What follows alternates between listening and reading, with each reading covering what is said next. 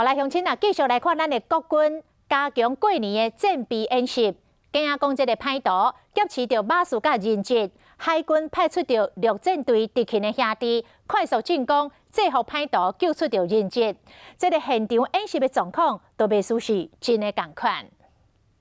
国军加强战备操演，模拟歹徒劫持人质，海军陆战队随出动救人。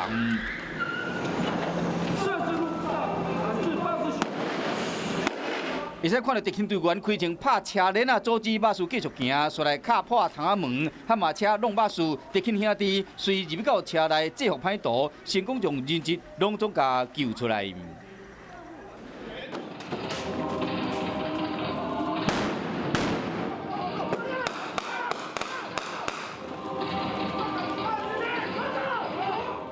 海军嘛模拟寿山雷达站和敌军占去，陆战队敌勤队员嘛派出狙击手射击雷达塔的敌军，派人攻入去，用上紧的方式拍死敌军，成功收复雷达站，展现平时训练的成果。